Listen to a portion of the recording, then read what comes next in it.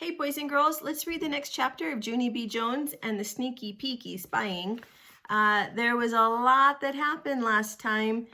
Let's talk about what was the setting of the story, which means we're in the last chapter. Where was the story taking place? At the grocery store, right? At the grocery store. And what was so exciting that happened at the end of chapter, well, the whole chapter, but really, we had some really amazing things happening at the end, right? She saw Mrs. and Mrs. was with a mystery guy. And what part of the store were they in? Were they in the frozen food? Were they looking at the meat and the chicken? No, they were in the fruit section. And what was just shocking? What was the most shocking thing that happened? And I'm not talking about the smooch. What was more shocking than the smooch? That she saw Mrs. eating grapes, stealing grapes, right? Because she has learned you can't just pick things up at the grocery store and eat them, right? That would be stealing. So there she saw Mrs. taking some grapes from the grocery store. And nobody else saw it but Junie B. Jones. Okay, ready? Chapter 6. I didn't tattletale on Mrs. That's because if I told Mother, I would get in trouble for spying. And if I told the store guy, Mrs. might go to jail. And so I just kept it a secret inside my head, because nobody can see secrets inside your head, not even if they look in your ears. On Sunday, Grandma and Grandpa Miller came to our house for dinner, only I couldn't talk to them that much. That's because secrets are very slippery, and I didn't want it to slip out of my mouth by accident. Why so quiet tonight, Junie B? Said Grandma Miller at the table. Cat got your tongue? My mouth went wide open. What cat, Grandma? Is that the same cat that got killed by the ice cream truck? How come he wants to get in my tongue? Did his tongue get squeamish in the accident? Grandma Miller made a face. Then she didn't eat her roast beef anymore. Mother looked surprised at me. You did get chatty all of a sudden. Does this mean you're not mad about the cookies anymore? And then I remembered to stop talking again, or else my secret might slip out.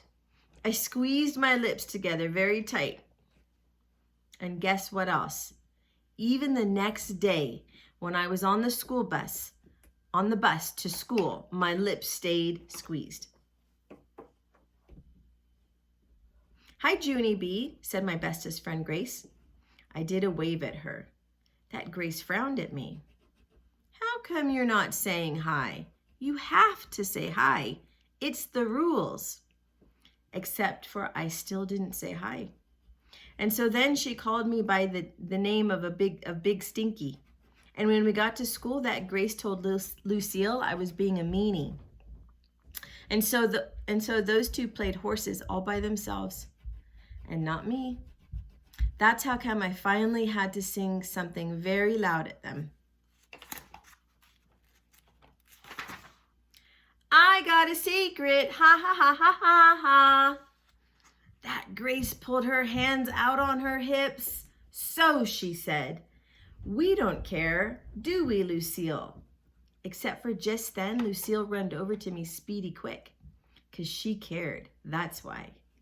If you tell me your secret, I'll be your best friend, she said. Yeah, only I can't, Lucille, I explained, 'cause if I tell you my secret, Mrs. might get in big trouble, and so I have to keep it inside my head. Lucille did a frown at me. It's not good to keep secrets inside your head, Junie B, she said.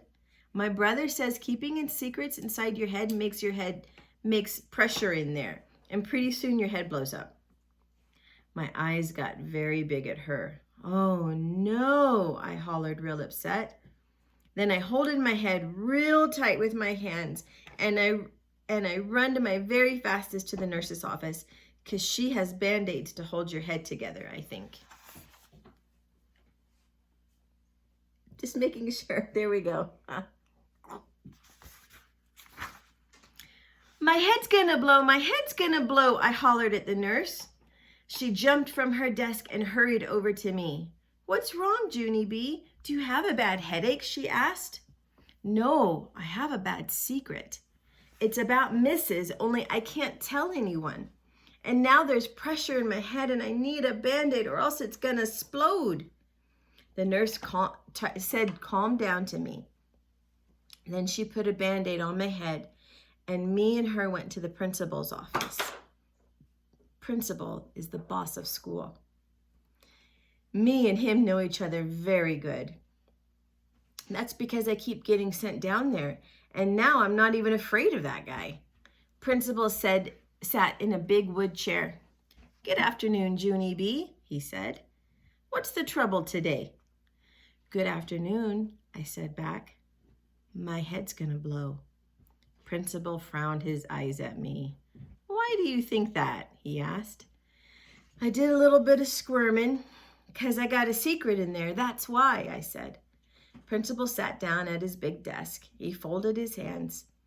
Maybe if you tell me your secret, I can help you, he said.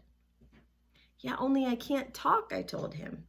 Principal looked disappointed at me. But I thought you and I were pals, he said. We are, I said. I'm not even afraid of you.